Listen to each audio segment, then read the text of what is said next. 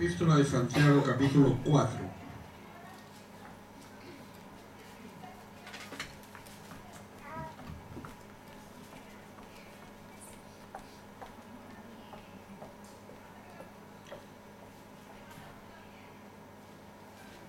Epístola de Santiago, capítulo 4. Y vamos a leer desde el 1 hasta el 10.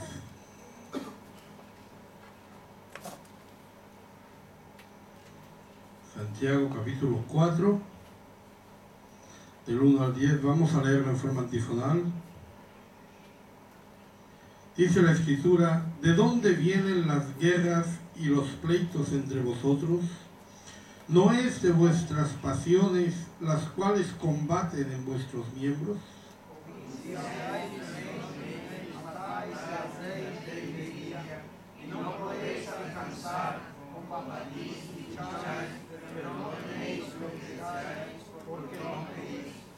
Pedís y no recibís, porque pedís mal para gastar en vuestros deleites.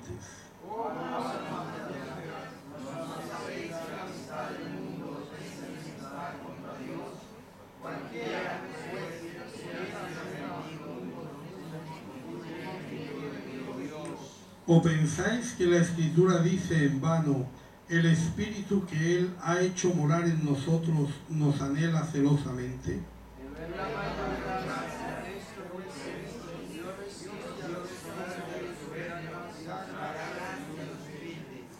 Someteos pues a Dios, resistid al diablo y huirá de vosotros.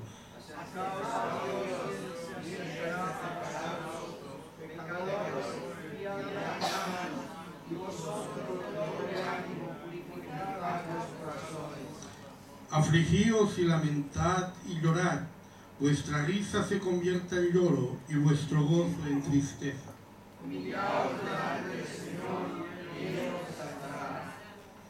Amén. Gloria al Señor. Aleluya. Pueden sentarse, hermanos. Estamos hablando de la iglesia y empezamos a hablar de las relaciones de la iglesia. Estuvimos hablando la semana pasada de la relación de la iglesia con el mundo. Y para entrar un poquito en el espacio, estábamos diciendo que básicamente la posición de la iglesia en el mundo es de extranjero y peregrino. Es decir, de la misma manera que uno se comporta cuando está en una tierra extranjera, cuando está en un lugar de paso, cuando está en un lugar que sabe que no es su destino, sino que su destino está más adelante, y anda como peregrino sabiendo hacia dónde va.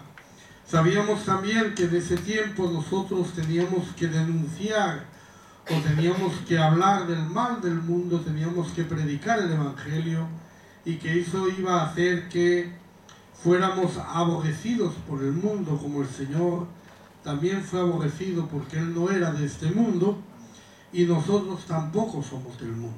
Amén. Pero también estábamos viendo que el Señor nos guarda, que mayor es el que está en nosotros que el que está en el mundo, y que por nuestra fe vencemos al mundo. Un aspecto que también es muy importante es entender que la amistad con el mundo es enemistad contra Dios. Son palabras fuertes, ¿verdad? Son palabras que nos llegan porque a todos nos gustan las cosas del mundo.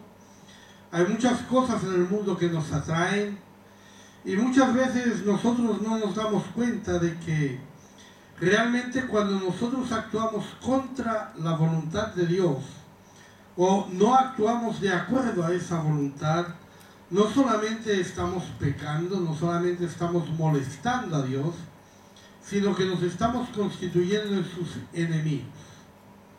Esto es porque hay una doble militancia. Es decir, o usted está con el mundo o está con el Señor. Pero si está con el mundo, usted no es neutral, porque el mundo es enemigo del Señor. O sea que, por decirlo así, cuando dos naciones están peleándose y usted decide no batallar en la nación suya, no significa que usted esté batallando o no esté batallando.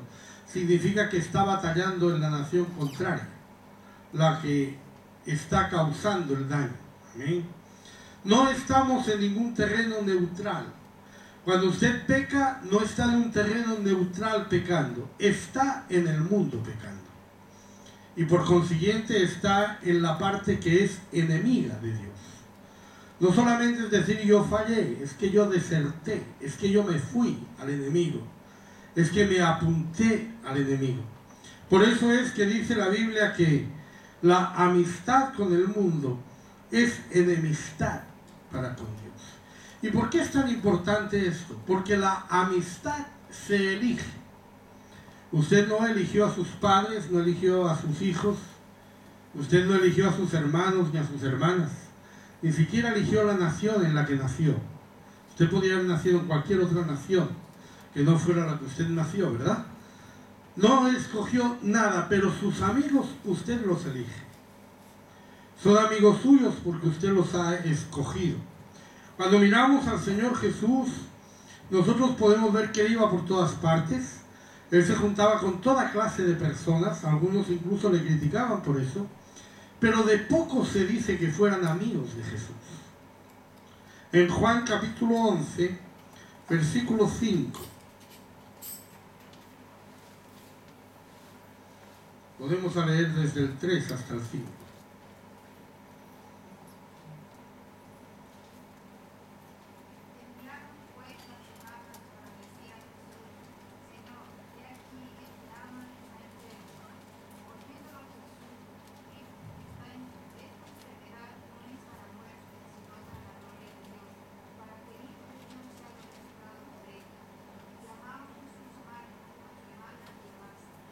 Amaba a Jesús a Marta y a su hermana y a Lázaro. Amén. Ellos no eran extraños, ellos no eran gente del mundo. Eran personas que creían en Jesús, que estaban con Jesús. Amén. Esas eran sus amistades. Si quiere verlo claro, lo puede leer en Juan 15, 14.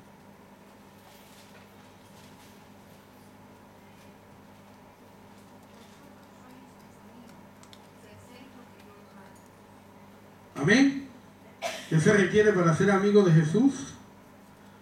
Hacer lo que Él manda. Esa no es una condición en el mundo. Cuando nosotros elegimos amigos en el mundo, cuando usted elige una amistad en la iglesia o en el mundo, lógicamente usted no le puede decir a esa persona, tú eres mi amigo si haces lo que yo quiera.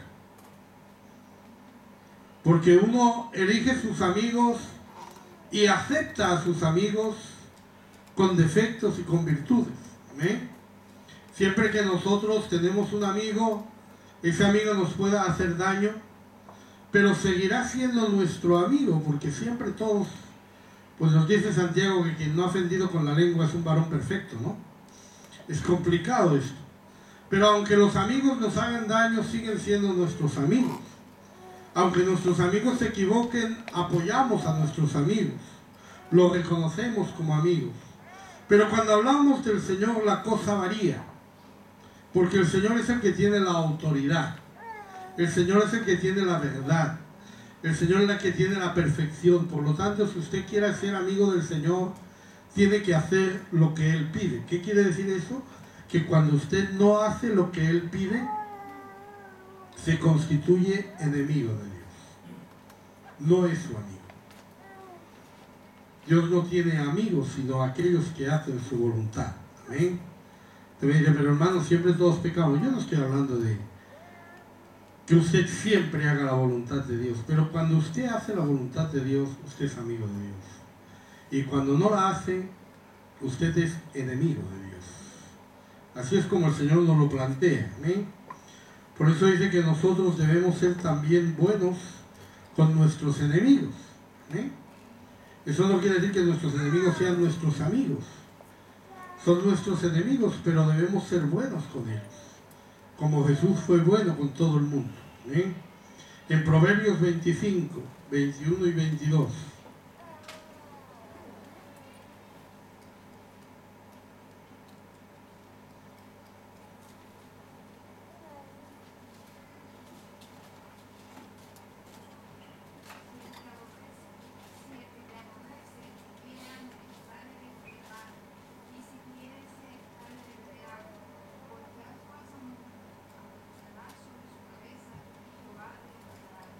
Amén. Siempre la actitud hacia el mundo, la actitud hacia las personas del mundo tiene que ser de bondad. Amén. Estábamos leyendo al principio del culto en Romanos 12 y decía también lo mismo: si tu enemigo tuviere hambre, dale de comer; si tuviere sed, dale de beber. Amén. Eso no es para que nosotros no hagamos el bien, pero hay una diferencia entre darle de comer o darle de beber a alguien y ser amigo de esa persona. ¿Amén? Así que debemos tener cuidado con las amistades que tenemos, con las amistades que permitimos en nuestra vida, porque esas amistades siempre van a aportar algo a nosotros. ¿Amén? Siempre cuando usted tiene un amigo, usted tiene algo de ese amigo que se incorpora en usted, y probablemente también algo suyo se va a incorporar a su amigo. Y cuando usted busca amigos en el mundo, busca gente que no conoce a Dios, esas cosas del mundo van a estar entrando en su vida. En 2 Corintios 6, 14 a 16.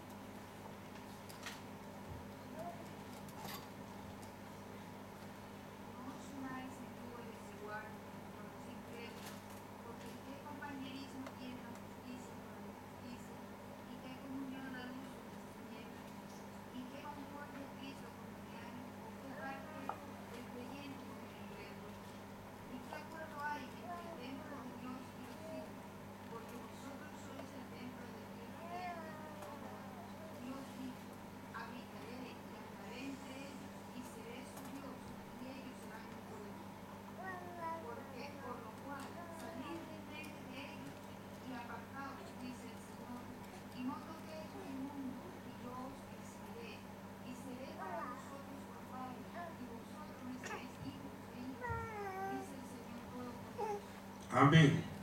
No os unáis en yugo desigual con los incrédulos. Amén. Siempre se habla ahí del matrimonio, pero no es el matrimonio el único yugo desigual que usted puede tener con un incrédulo. Amén. Hay muchas cosas, muchas clases de actividades en las cuales usted se une con un incrédulo en un yugo desigual. Amén. En sociedades, en compromisos, muchas veces contratos de trabajo en los cuales a usted le exigen más de lo que deben exigirle. Amén. Yo estoy pensando, por ejemplo, siempre recomiendo, hermanos, yo sé que tenemos muchos hermanos en el ejército, pero yo recomiendo que un cristiano no se haga miembro del ejército, porque es un yugo desigual. O sea, en el ejército no hay más remedio que obedecer, no toca otra. Entonces, cuando uno está firmando contratos en los cuales la otra parte tiene un poder sobre uno, cuando uno está teniendo relación con alguien que va a tener un poder sobre él, no importa si se trata de la esposa o del esposo, también con un amigo, con un hermano, con quien quiera que sea, que usted esté teniendo una relación, usted debe tener cuidado de no tener yugos desiguales con incrédulos. ¿Amén? Porque no hay comunión entre los creyentes y los incrédulos. Cuando decimos que no hay comunión, no queremos decir que no puedan comer juntos, o que no se puedan ver, o que se tengan que pelear. Lo que queremos decir es que todas las uniones y todas las amistades van hacia algún lugar. ¿Amén? Y cuando usted está teniendo relación con personas que van a un lugar distinto del que usted va a hacer tropiezo el uno para el otro. Entonces siempre nos dice la Biblia que ¿qué comunión tiene el templo de Dios con los ídolos? ¿Qué comunión tiene la justicia con la injusticia? ¿Ven? Usted recibió el Espíritu Santo, usted es un templo de Dios. Eso no solamente es un privilegio, es también una responsabilidad. ¿Ven? A ver qué va a hacer con su cuerpo, que ya no es suyo, sino que es un templo de Dios. Dice el Señor, por lo cual salid de en medio de ellos y apartaos y no toquéis lo inmundo. Amén. La amistad con el mundo siempre ha traído problemas al creyente. En 2 Timoteo 4:10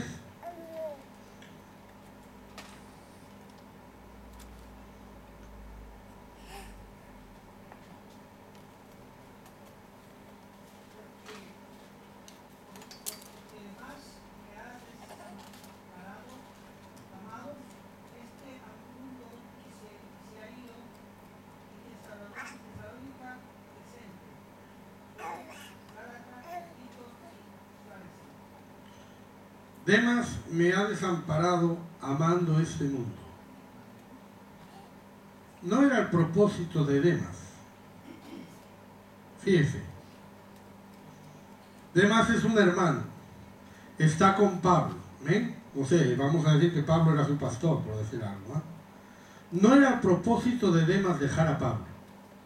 No era que Demas quisiera dejar a Pablo, pero sin duda él se fue enredando con el mundo, amando al mundo. Tal vez él no supo medir cuánto mundo se necesita para dejar al Señor. No supo apreciar que un solo pecado, que un solo amor al mundo le constituye enemigo de Dios. Y poco a poco las cosas se van enredando, se van enredando, se van enredando. Yo recuerdo una hermana que estaba teniendo amistad con un muchacho que no era de la iglesia. Cuidado, hermana, cuidado. No, hermano, no pasa nada. No, hermano, no pasa nada. Pero finalmente me dijo, me voy a casar con él. Y yo le dije, ¿pero por qué? ¿Qué pasó? Y se me he enamorado. Dio lugar y sucedió. ¿Sí? Yo sé que a ella le supo mal.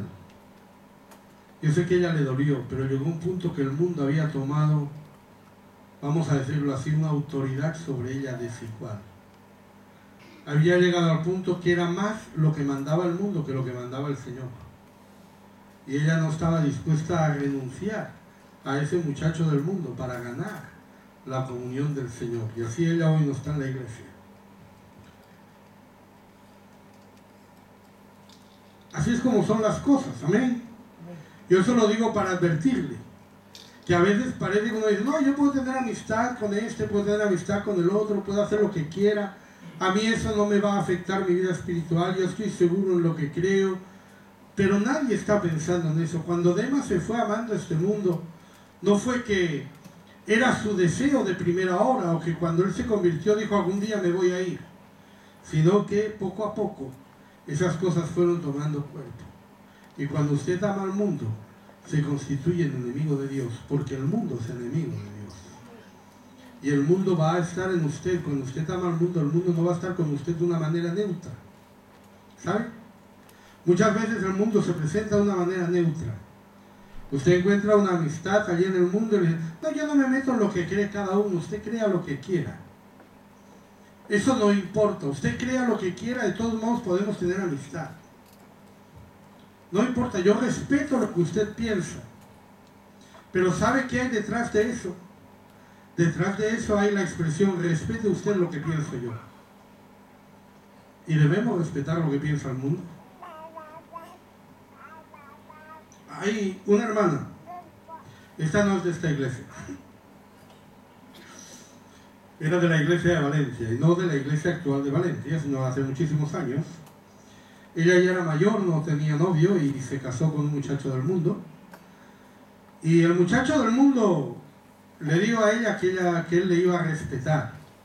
Y que ella podría ir a los cultos y podría estar en la iglesia y podría hacer lo que quisiera, que él la iba a respetar y que él nunca se iba a meter en lo que ella hiciera en ese terreno. ¿Ven? Porque él también pues, la respetaba a ella. Y así fue. Ellos se casaron, ella continuó yendo a la iglesia y él nunca le puso ningún impedimento ni le puso ningún problema en que ella pudiera venir a los cultos y pudiera gozarse en el Señor. Pero un día él decidió ir a una sesión de espiritismo. Ella le dijo, de ninguna manera se te ocurre ir allí, eso es una abominación. Él le dijo, yo respeto lo que tú haces, tú tienes que respetar lo que yo hago. ¿Puede un cristiano respetar eso? ¿Podemos permitir que nuestro esposo haga esto solamente porque somos neutros? ¿Ah? Yo no me meto contigo. Y a mí no me importa que tú vayas a la iglesia. A mí no me importa que tú seas cristiano o cristiana. Yo de todos modos me quiero casar contigo. Pero a nosotros sí nos importa lo que haga el otro. Nos tiene que importar. Y no podemos unirnos a una persona que está en el mundo porque esa persona es enemiga del mundo. ¿Sí? Y lo mismo valdría para cualquier otro yugo que usted quisiera tener con personas del mundo. Por eso es que aunque uno no lo tiene previsto, pero le puede pasar lo que le pasó a Demas, que abandonó a Pablo, amando este mundo. En 1 de Juan 2, 15 a 17.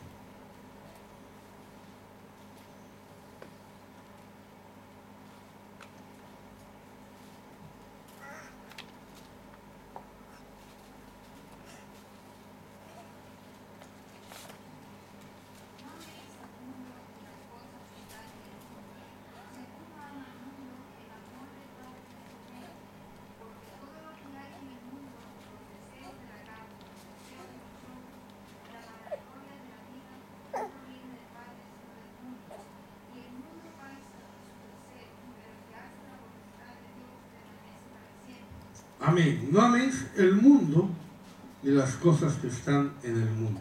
Amén. Piénselo, hermano. Piénselo. No le conviene la amistad o el amor con el mundo. Somos extranjeros, somos peregrinos, estamos aquí de camino. Amén. Y por lo tanto nosotros no tenemos que enredarnos con las cosas del mundo, aunque parezcan inofensivas, pero usted sabe que son del mundo y pueden traer aflicción a su vida y tentación a su alma. ¿Cuál es nuestra posición entonces? En 2 Corintios 5, 17 y 18.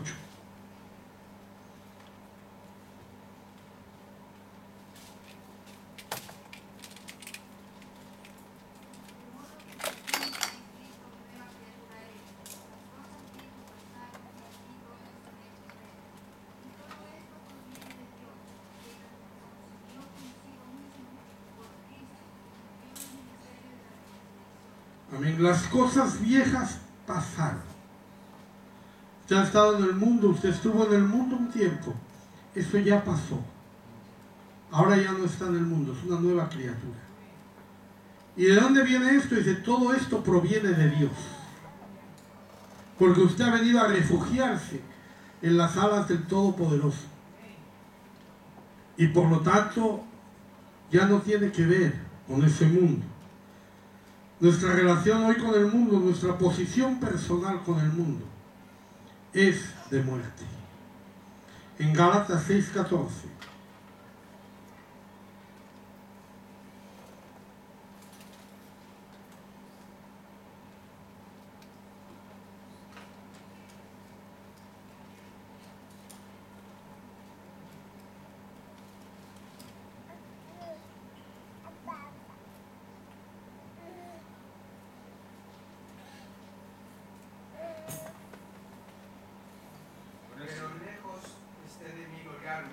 Sino en la cruz de nuestro Señor Jesucristo, porque en el mundo me es crucificado a mí y yo al mundo. El mundo me es crucificado a mí y yo soy crucificado al mundo. ¿Cuántos se pueden identificar con estas frases? ¿Cuántos pueden decir que el mundo está crucificado para ellos? ¿O cuántos todavía están viviendo en el mundo? Todavía están permitiendo las cosas del mundo. Todavía las están aceptando. ¿Sabe? El Señor murió por cada una de sus mentiras. Murió por cada uno de sus pecados. Por cada una de sus pequeñas cosas. Por cada una de esas zorras pequeñas que echan a perder las viñas. Por cada una de esas moscas que hacen que el perfume de los perfumistas hiera. Por cada una de esas cosas el Señor murió. Y si el Señor fue crucificado por el mundo, nosotros debemos crucificar al mundo. Esa es nuestra posición hoy con el mundo.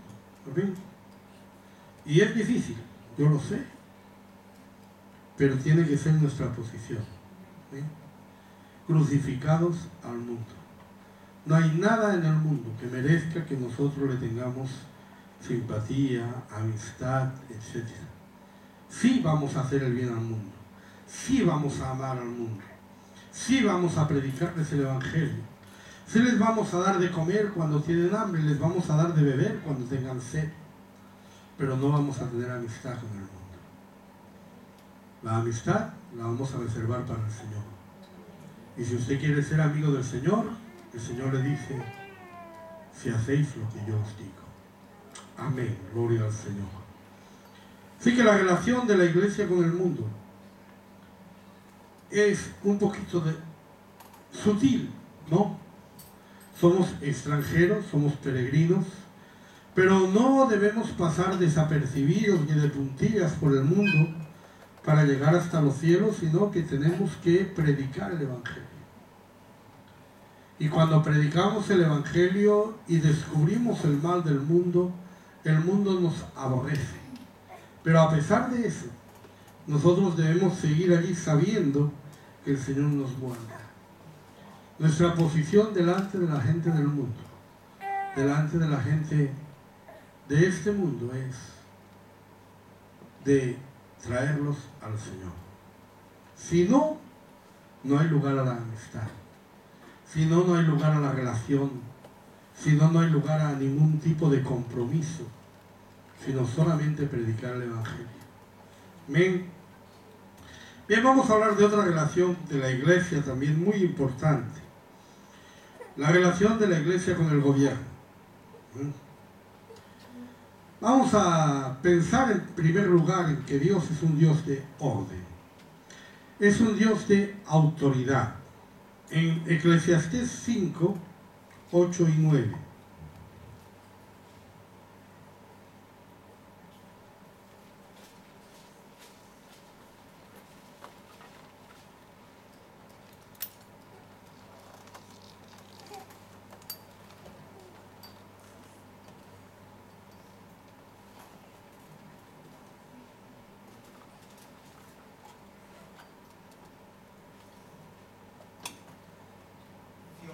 De pobres y prevención de derechos y de justicia vienen en la provincia, no te maravilles de ellos, porque sobre el alto vigila otro más alto, y uno más alto está sobre ellos. Además, el provecho de la tierra es para todos, el rey mismo está sujeto a los campos. Amén. Hay un principio de autoridad en la Biblia general. Dios no es un Dios anarquista. Dios no es un Dios que no tenga autoridades y que no respete esas autoridades, tanto en el mundo como en la iglesia. Cuando usted ve injusticia en el mundo, dice la Biblia, no se maraville de esto. Porque hay gobernantes en el mundo que son injustos. Pero eso no debe sorprendernos. Debemos reconocerlos porque las autoridades vienen dadas de parte de Dios. En Romanos 13:1.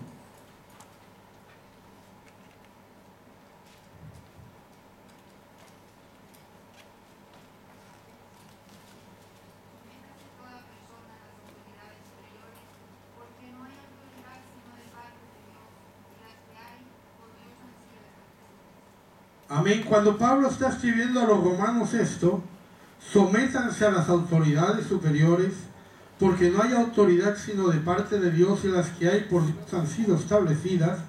La iglesia estaba siendo perseguida. La iglesia estaba siendo matada por parte de esas autoridades a las que Pablo les dice, respétenlas porque son de parte de Dios. O sea que lo que tenemos que entender es que lo que viene de parte de Dios es el principio de autoridad, no las decisiones de esa autoridad. Que no quiere decir que usted tenga que estar de acuerdo con todo lo que hace el gobierno, como si el gobierno estuviera inspirado por Dios. Pero usted debe sujetarse porque la autoridad viene de parte de Dios. Y siempre toda autoridad tiene que venir de parte de alguien. ¿Sabe? El tener autoridad no es el pegar gritos, no es el tener un carácter más fuerte. A veces uno le dice al niño, vea por la gaseosa, y el niño no va a decir, dígaselo con autoridad. No, no hay manera de decirlo con autoridad. Autoridad no es una manera de hablar. Autoridad es una dignidad que tiene la persona. El padre tiene autoridad sobre su hijo. Da igual si le susurra o si le pega gritos, da igual si le habla con un tono suave o fuerte, da igual si el padre tiene un carácter fuerte o débil, eso es igual. Pero él tiene la autoridad porque le ha sido dada por Dios, del padre sobre el hijo. Lo mismo la madre, lo mismo el gobierno, Lo mismo los jefes en nuestro trabajo. Toda autoridad, dice la Biblia, viene de Dios. En Mateo 8, 8 y 9.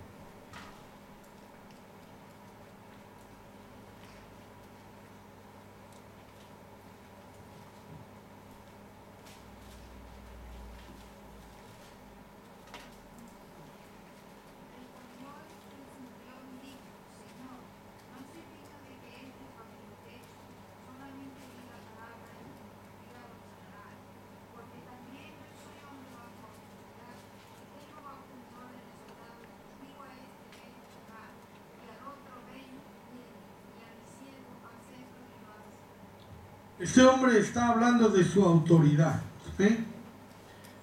Y le está diciendo a Jesús, tú solamente di la palabra, porque yo también soy hombre. No dice que él es hombre con autoridad, dice que él es hombre bajo autoridad, porque el estar bajo autoridad le da la autoridad. Fíjense que siempre la autoridad tiene que venir así. Y toda autoridad emana de Dios. Hoy, por ejemplo, tenemos una crisis de autoridad en el mundo, ¿verdad? A los padres les resulta difícil tener autoridad sobre sus hijos y a los hijos les resulta difícil aceptar la autoridad de los padres. ¿Saben por qué? Porque los padres no están bajo autoridad. De manera que cuando un padre le dice a su hijo que no mienta, y el hijo ve que otros padres no dicen a sus hijos que no mientan, entonces él dice, esto es una manía de mi padre. Yo no tengo por qué estar aquí obedeciendo las manías de mi padre. Si a mi padre no le gusta que yo diga mentiras, es un problema de mi padre, no es un problema mío. Esto es así porque el padre no está bajo autoridad. Pero si ese padre estuviera bajo autoridad, ¿autoridad de quién? Autoridad de Dios. Si el hijo viera que su padre se está sujetando a la palabra de Dios y a la ley de Dios, le reconocería que tiene autoridad para hablarle a él del mismo modo. Porque nuestra autoridad nos viene dada de arriba. No puedo tener yo autoridad por mí mismo. Si yo me pongo en autoridad por mí mismo, yo soy un dictador, hago lo que me da la gana. Porque me da la gana. Y por lo tanto yo me convierto en un dictador. Usted dice, ¿por qué tienen que ser las cosas así? Porque yo lo digo. No tengo ningún versículo bíblico que lo diga. No tengo ninguna autoridad que lo diga. No tengo ninguna persona que lo mande. Pero lo mando yo. Entonces no tiene valor. Las autoridades tienen que venir de arriba. Amén. Fíjense lo que dijo Jesús en Juan 19:11.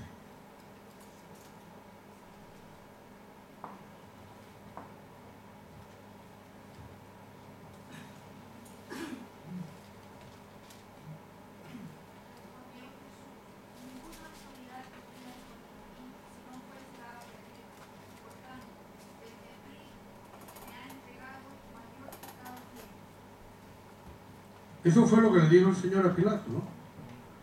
Ninguna autoridad tendrías si no te fuera dada la vida. Y eso yo también le invito, hermanos, que lo piense. Cuando hay crisis de autoridad en la familia, usted tal vez es un esposo que no consigue que su esposa se sujete. Y usted dice, ¿qué voy a hacer? O tal vez no consigue que sus hijos se le sujeten. Y usted dice, ¿qué voy a hacer? ¿Y sabe qué hacemos? Hacemos lo que hace el mundo. Pegamos gritos.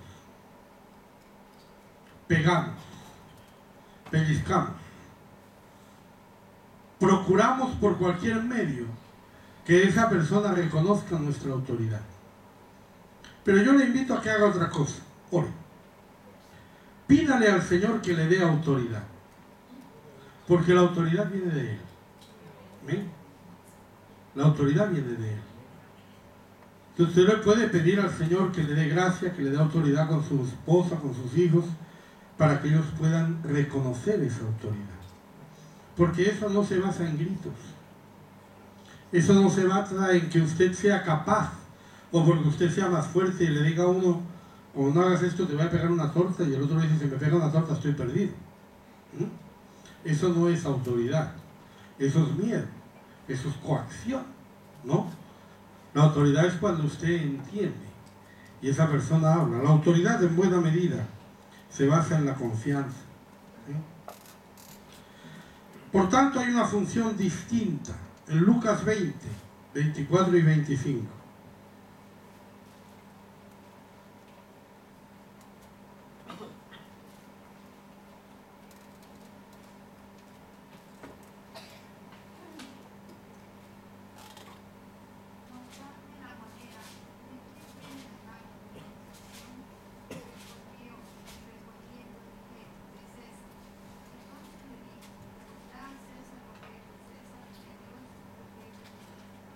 Cada uno tiene su función. El César, el gobierno, tiene su función. Dios tiene su función. Hay unas autoridades que vienen de parte de Dios que usted debe respetar, pero también hay unas autoridades que vienen de parte del César que usted debe respetar. ¿Amén? Así nos lo dice en Eclesiastés 8:2.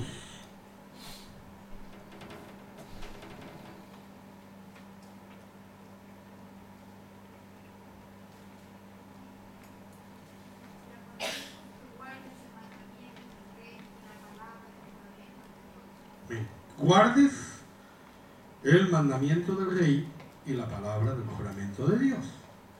Son dos cosas a las que la iglesia está sujeta. Amén.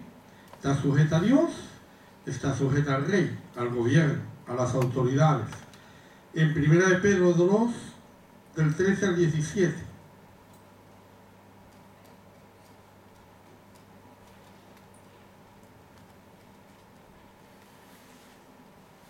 Primera de Pedro 2, 13 a 17.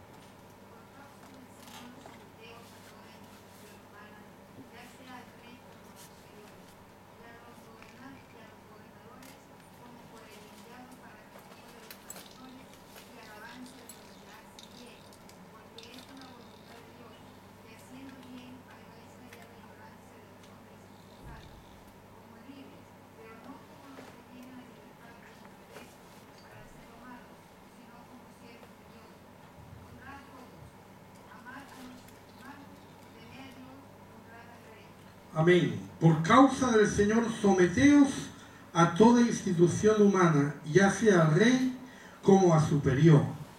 Honrad a todos, amad a los hermanos, temed a Dios, honrad al rey. Amén. Esos son mandamientos a la iglesia. La iglesia, por tanto, debe respetar al gobierno de la misma manera que debe pagar sus impuestos. En Romanos 13, 6 y 7.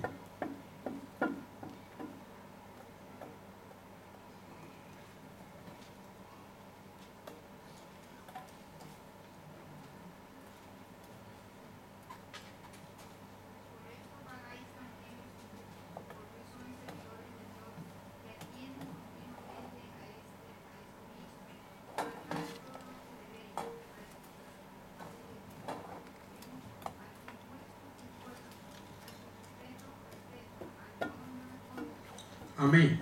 Pagáis también los tributos. Amén. Pagad a todos los que debéis, al que tributo, tributa, al que impuesto, impuesto. Amén. Así que la Biblia nos enseña que nosotros debemos sujetarnos a la autoridad del gobierno, debemos pagar nuestros impuestos al gobierno, debemos ser buenos ciudadanos y sujetarnos a esas autoridades. En Tito 3:1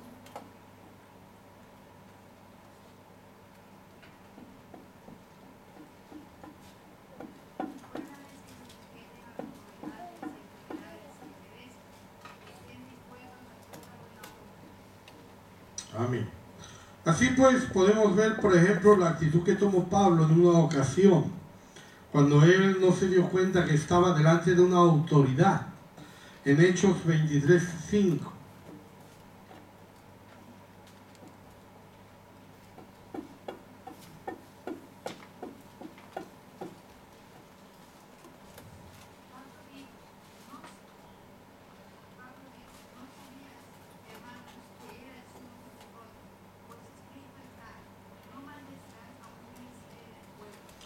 Amén. Pablo había sido golpeado por orden del sumo sacerdote y él le había replicado a ese sumo sacerdote que cómo era que se sentaba en un trono de justicia y sin justicia le mandaba a golpear. Entonces alguien le dijo, ¿cómo le hablas así al sumo sacerdote? Y Pablo dijo, perdón, no sabía que era sumo sacerdote. Yo estoy sujeto al sumo sacerdote porque es una autoridad. Amén. Siempre que nosotros encontramos una autoridad, nuestra actitud delante de esa autoridad tiene que ser de sujeción. Como decía, estas palabras se escriben muchas veces en tiempos que las autoridades perseguían a las iglesias, que los mataban, que los torturaban, pero con todo la iglesia seguía predicando que tuvieran sujeción a la autoridad. No podemos hacer nada frente a los abusos de la autoridad. Hay algo que podemos hacer. En 1 Timoteo 2, del 1 al 3,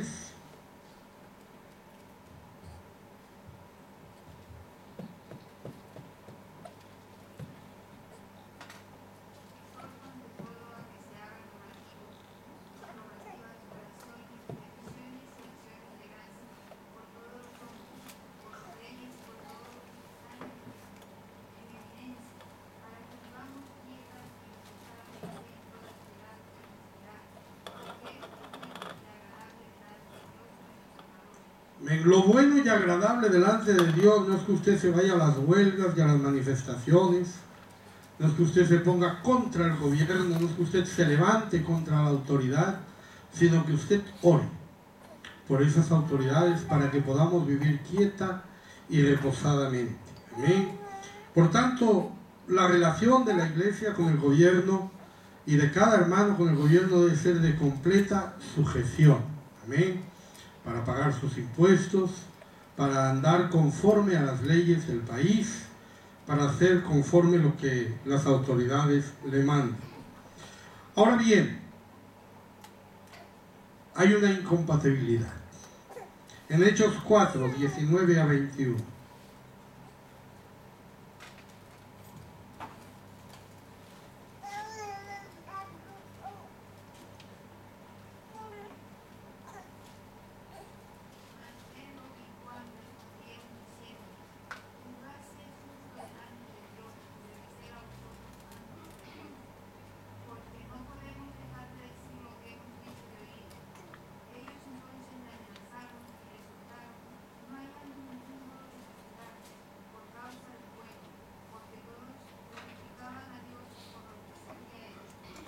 Juzgad si es justo delante de Dios obedecer a vosotros antes que a Dios.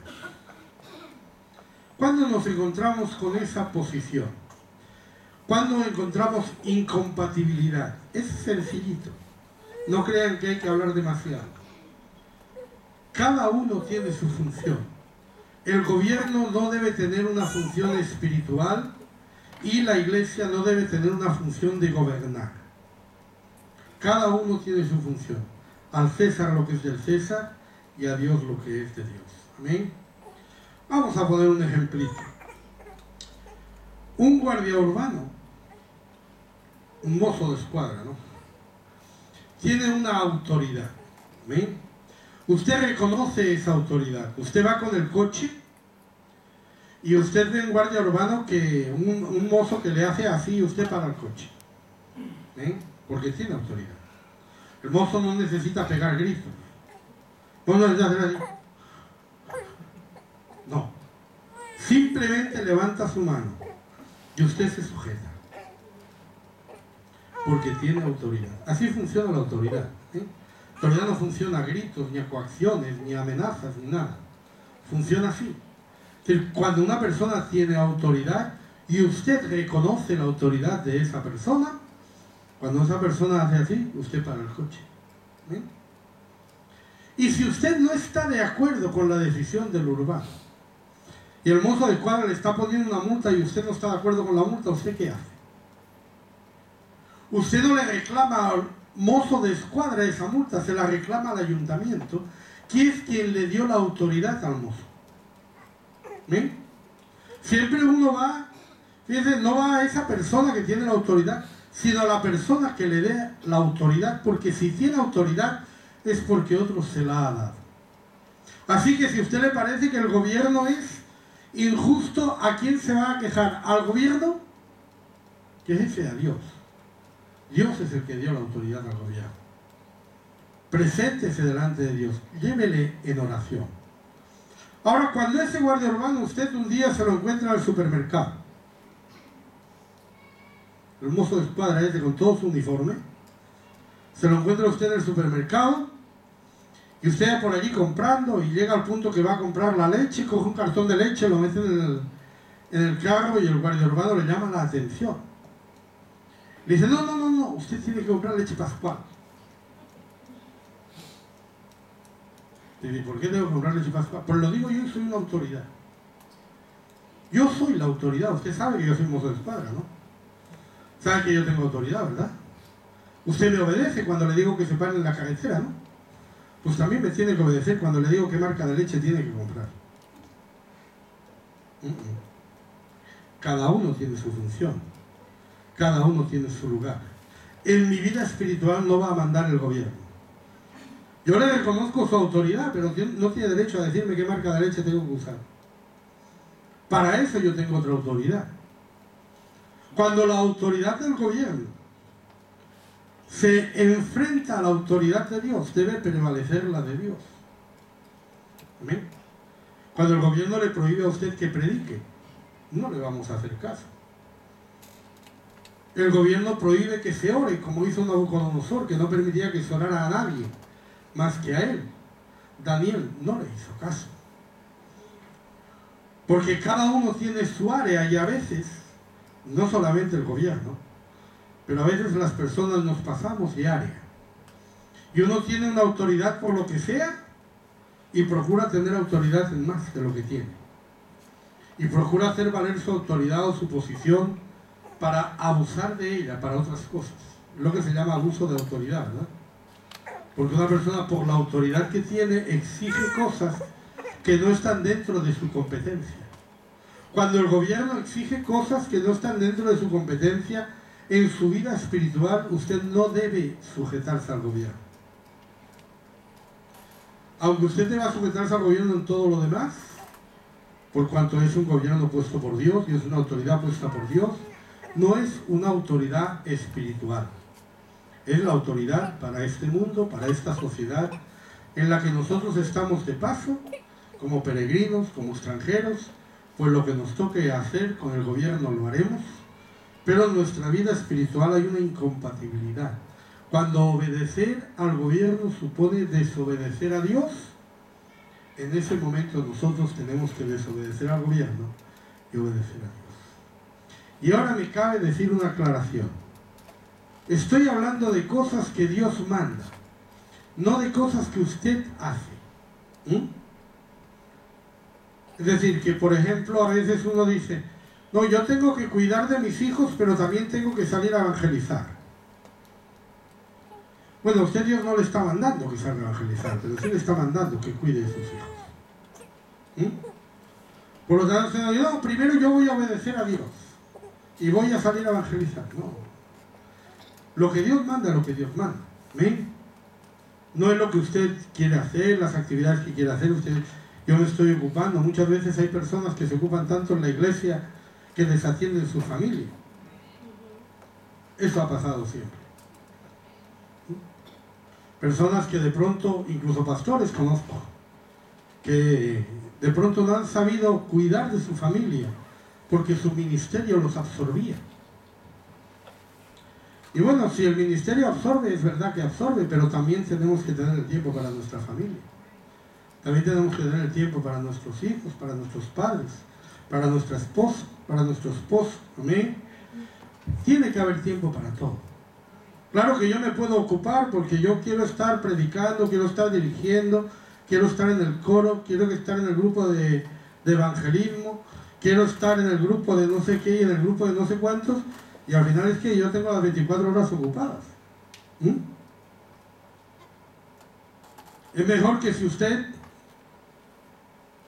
está en una cosa, no esté en la otra. Tómese su tiempo. Porque después no me puede decir, no, hermanos, que antes es Dios. No. Las cosas de Dios sí. Cuando Dios nos ha mandado ir a predicar el Evangelio, no importa lo que diga el gobierno, lo vamos a predicar. ¿Amén? Porque eso es lo que dice aquí la Escritura. Es menester obedecer a Dios antes que a los hombres. Ahora bien, también les digo, usted tiene sus derechos en el mundo. ¿Amén? Yo he visto muchas veces que hay hermanos que no les gusta usar sus derechos en el mundo, porque piensan que no deben reivindicarse delante del mundo. Pero eso no es así.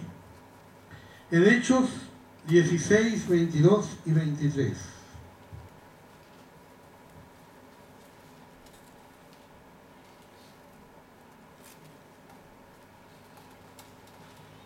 Se agolpó el pueblo contra ellos y los magistrados, rasgándoles las ropas, ordenaron azotarles con varas.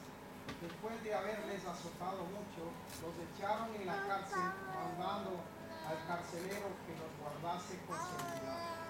Bueno, aquí los magistrados deciden azotar con varas y meter en la cárcel a Pablo. ¿Y qué es lo que sucede con Pablo? Que Pablo es un ciudadano romano.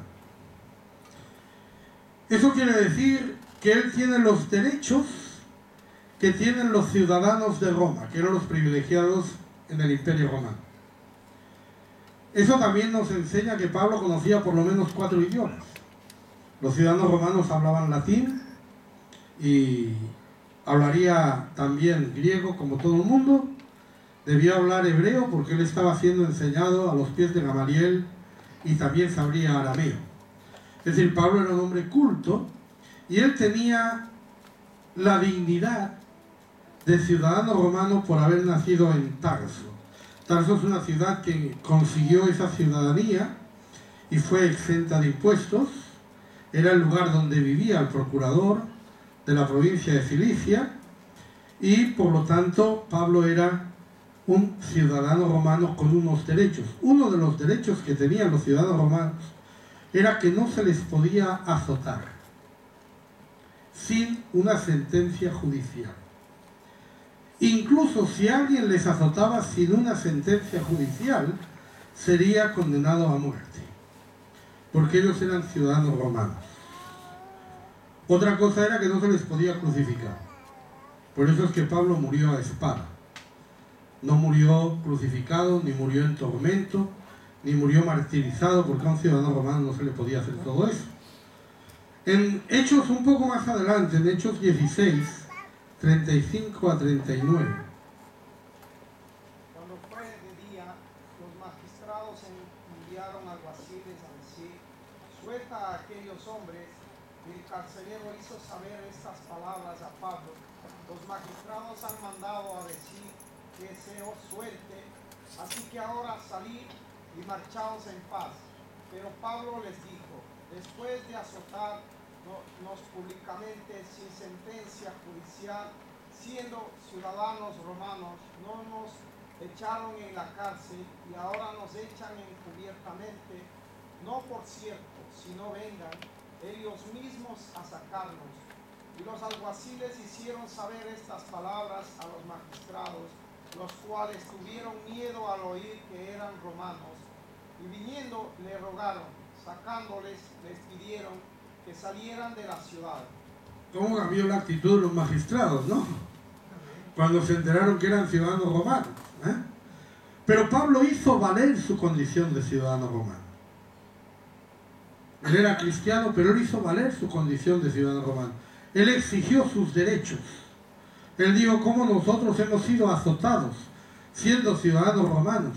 Ahora que vengan ellos y se disculpen y reconozcan lo que están haciendo. Amén. Eso no quiere decir que usted, por ser cristiano, tenga que renunciar a ninguno de sus derechos. Solamente que debe sujetarse a las autoridades superiores. En otra ocasión, el mismo Pablo lo hizo notar para que no le azotaran. En Hechos 22, del 25 al 28. Pero cuando le ataron con correas, Pablo dijo al centurión que estaba presente: ¿O es lícito azotar a un ciudadano romano sin haber sido condenado? Cuando el centurión oyó esto, fue y dio aviso al tribuno, diciendo: ¿qué vas a hacer? Porque este hombre es ciudadano romano. Verso 28. Vino el tribuno y le dijo: dime, ¿eres tú ciudadano romano? Él dijo: sí. Respondió el tribuno: yo con una gran suma adquirí esta ciudadanía. Entonces Pablo dijo: pero yo lo soy de nacimiento. Amén. En esa ocasión, cuando le iban a azotar, Pablo los paró. Les dijo: ¿es lícito azotar a un ciudadano romano sin ser condenado? Y él avisó al tribuno: cuidado que este es ciudadano romano, y como lo azotes, te azotan a ti. ¿Ah? O sea que nosotros podemos ver en la Escritura que usted no tiene que renunciar a los derechos que le da el gobierno por ser cristiano, sino que los puede usar y hacer valer en su vida con total libertad. Uno de los privilegios del ciudadano romano era la de ser juzgado por el César. No cualquiera podía ser juzgado por el César, el imperio romano era muy grande, pero todo ciudadano romano podría ser juzgado por el César cuando él pensaba que los demás no iban a saber juzgarle correctamente. Y eso fue lo que hizo también Pablo en Hechos 25, del 9 al 12. Pero Festo, queriendo congraciarse con los judíos, respondiendo a Pablo, dijo: ¿Quién eres? ¿Quieres subir a Jerusalén y allá ser juzgado de estas cosas delante de mí? Pablo dijo: ante el tribunal de César estoy, donde debo ser juzgado. A los judíos no les he hecho ningún agravio, como tú sabes muy bien. Porque si algún agravio o cosa alguna digna de muerte he hecho, no rehúso morir. Pero si nada hay de las cosas de que estos me acusan, nadie puede entregarme a ellos. A César apelo. Entonces Festo, habiendo hablado con el consejo, respondió a César: has apelado, a César irás. Ese era un privilegio del ciudadano romano. ¿Amén? Él ve la posibilidad de ser juzgado. Festo le dice: te voy a llevar a Jerusalén para que seas juzgado delante de mí. Pero Pablo sabía que los judíos no iban a hacer un juicio justo sobre él. Sabía que los judíos iban a condenarle, por lo tanto él dijo: yo a los judíos no les he hecho nada malo, porque si les hubiera hecho no rehusaría morir, pero yo sé que ellos van a hablar falsamente de mí. Entonces dice: nadie puede entregarme a ellos, a César apelo. Y por eso Pablo fue llevado a Roma por el ejército romano, no como prisionero, sino como alguien que había apelado al gobierno de César. Amén. En resumen, vamos a decir, ¿cuál es nuestra actitud delante del gobierno? Sujeción. Paguemos nuestros impuestos, andemos como el gobierno quiere, pensemos que ellos tienen una autoridad de parte de Dios y que esa autoridad tiene que ser respetada por nosotros. Amén. Solamente cuando ellos entran en una autoridad espiritual o quieren entrar en una autoridad de tipo espiritual, la cual no les corresponde, nosotros podemos apelar a obedecer a Dios antes que a los hombres. Pero entre tanto, nosotros no nos tenemos que sorprender si vemos injusticia, sino que debemos orar y poner delante del Señor a los gobernantes, a los que están en eminencia, a los que tienen influencia en la sociedad. Amén.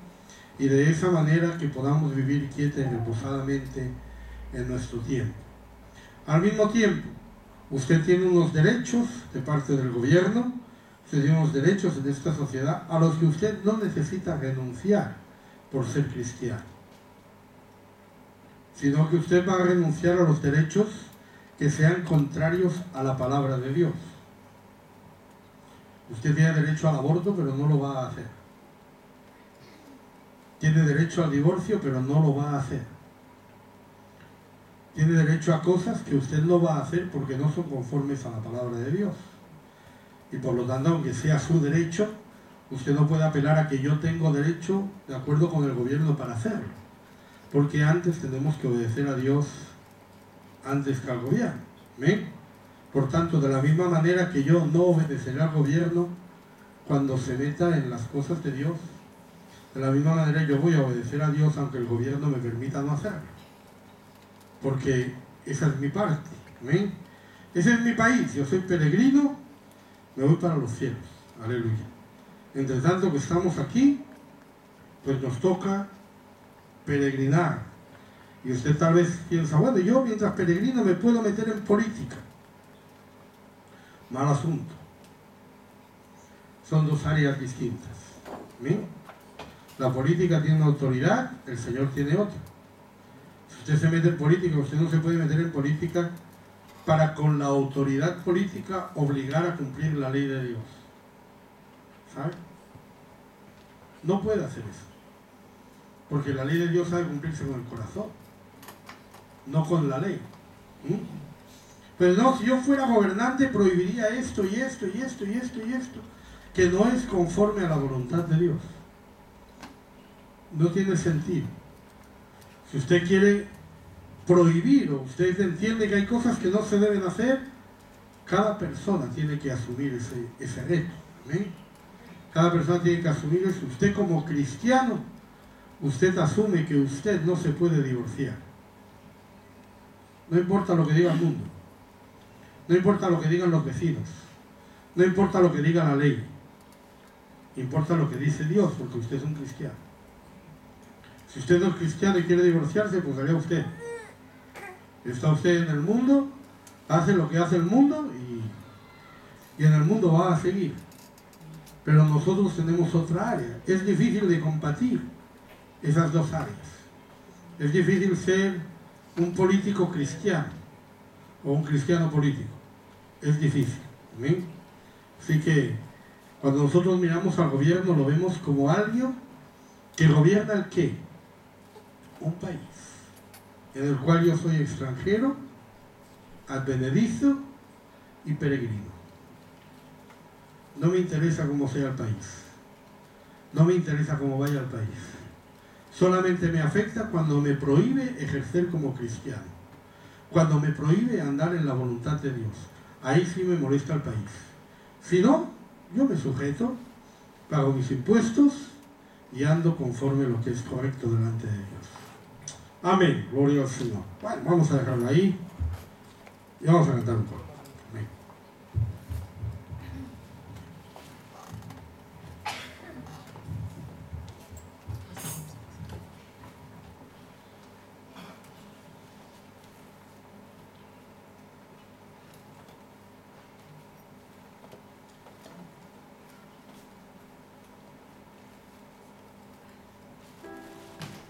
Gloria al Señor.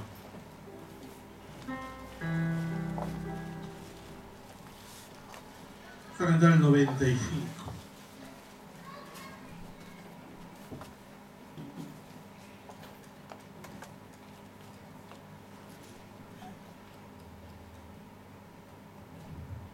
El coro de este himno se ha hecho muy popular, pero el himno lo conocen pocos. Número 95.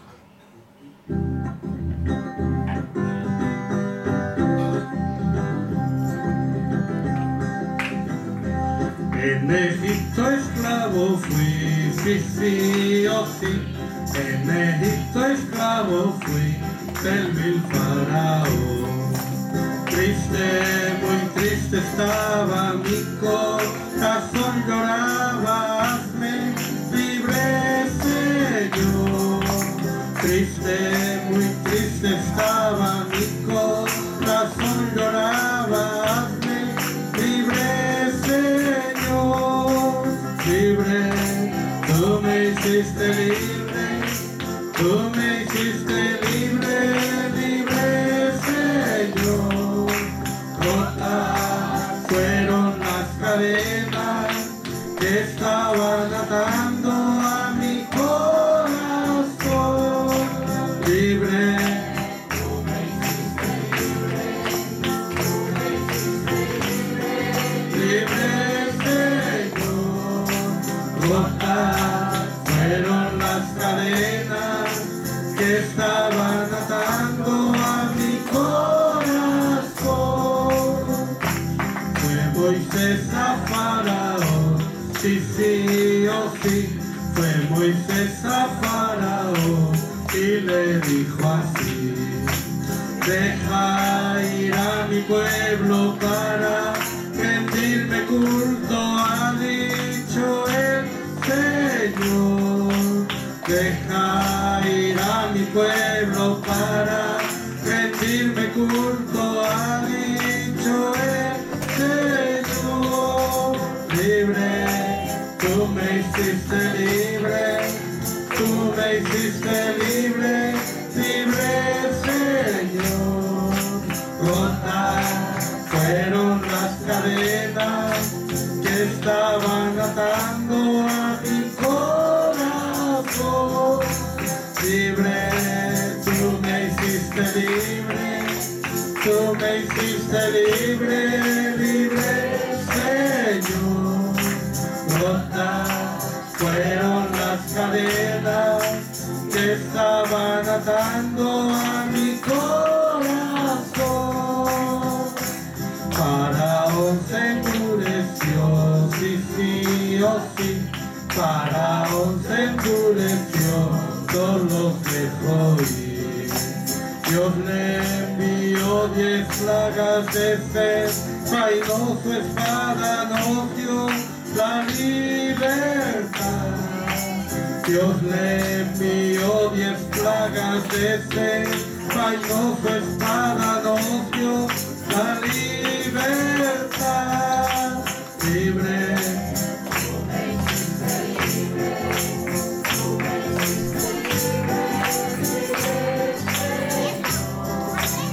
rotas fueron las cadenas que estaban atando a mi corazón. Libre, tú me hiciste libre,